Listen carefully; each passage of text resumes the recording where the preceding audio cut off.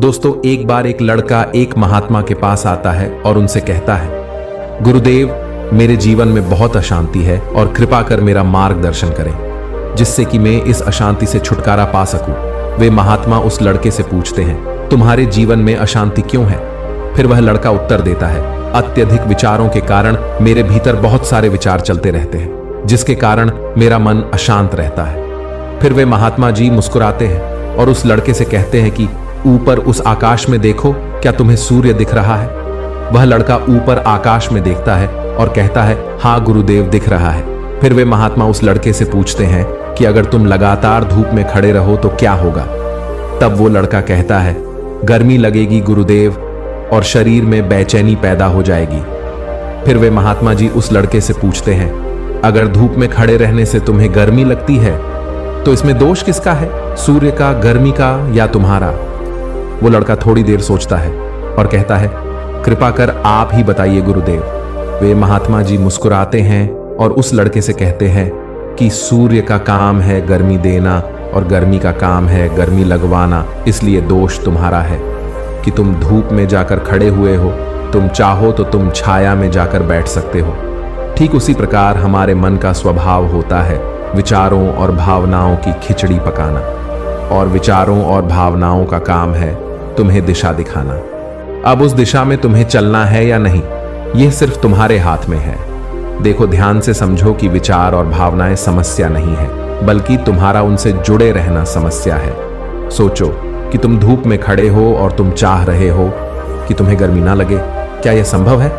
अगर तुम्हें गर्मी से बचना है तो तुम्हें अपनी जगह बदलकर धूप से छाया में जाना है। मनुष्य होने के 4 आयाम है और वो है तन, मन, दिल, बुद्धत्व। दोस्तों, बुद्धत्व यानी कि वो बुद्धि के परे की स्थिति है, उसे बुद्धत्व कहा जाता है। दूसरे और तीसरे आयामों में हमेशा उथल पुथल रहती है, यानी मन में विचार चलते रहते हैं और दिल में भावनाएं होती हैं, और ये दोनों ही आयाम बहुत ही शक्तिशाली है। विचार क्षणिक होते हैं और भावनाएं देर तक टिकती है। इसे तुम ऐसे समझो जैसे कि कल तुम जिसे खोने से डरते थे, आज वो तुम्हारे पास नहीं है और आज तुम्हें उसकी कमी महसूस नहीं होती है। कुछ समय तक हुई थी लेकिन अब नहीं हो रही है, क्योंकि भावनाओं को अलग होने में थोड़ा समय लगता है। विचार तुरंत बदल जाते हैं। जैसे अभी तुम कुछ और सोच रहे थे और थोड़ी देर बाद कुछ और सोचने लग जाओगे। इन भावनाओं के कारण ही तुम्हें किसी से प्रेम हो जाता है और फिर वही प्रेम नफरत में बदल जाता है, मित्र ही शत्रु बन जाता है।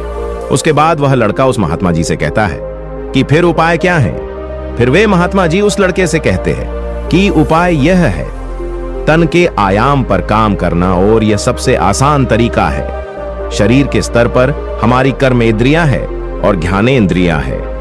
हमारी कर्मेंद्रियां कर्म से जुड़ी हुई है और हमारी ज्ञानेंद्रियां ध्यान से जुड़ी हुई है। इनके प्रति हम अपनी संवेदनशीलता को बढ़ा सकते हैं, और इसका मतलब यह है कि हम जो भी कार्य करें उसे आनंद के साथ कर सकते हैं। जैसे अगर आप पानी पी रहे हो तो पूरी तरह से पानी ही पियो, यानी पानी पीने में अपना 100% दो। ऐसा करने से क्या होगा गुरुदेव?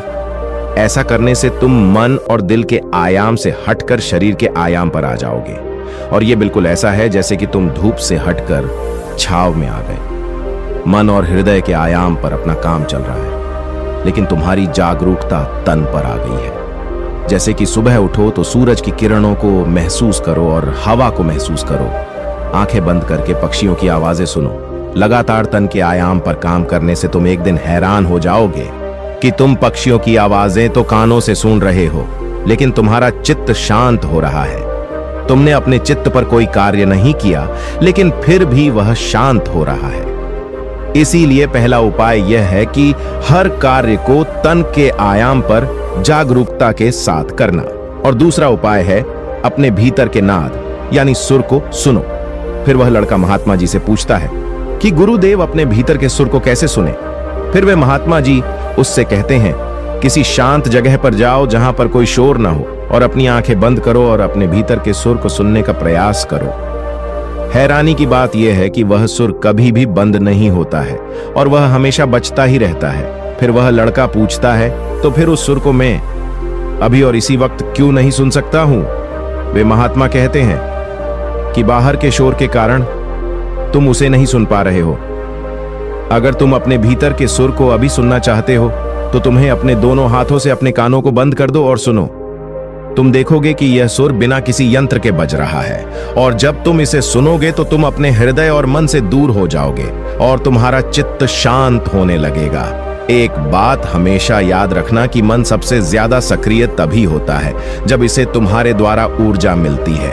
अगर तुम अपनी ऊर्जा को अपने तन को और अपने भीतर के सुर को सुनने पर लगाओगे तो तुम्हारा मन कैसे सक्रिय होगा। पर समस्या क्या है, पता है तुम्हें? हम अपने विचारों से और अपनी भावनाओं से लड़ते रहते हैं और इसी में ही अपनी ऊर्जा को खत्म कर देते हैं। फिर हमें हर बार की तरह हमें अशांति घेर लेती है। इसीलिए अपने मन को शांत करने के लिए ये दो काम करें।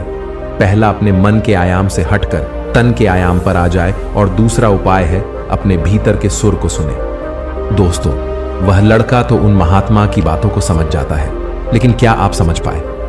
ये हमें नीचे कमेंट बॉक्स में कमेंट करके जरूर बताएं। दोस्तों, आज की यह कहानी आपको कैसी लगी और इस कहानी से आपको और क्या क्या सीखने को मिला, यह भी हमें कमेंट करके जरूर बताएं। साथ ही अगर आपको यह कहानी पसंद आई होगी और आपके लिए कारगर साबित हुई होगी तो इसे अपने दोस्तों के साथ इसे अवश्य शेयर करें।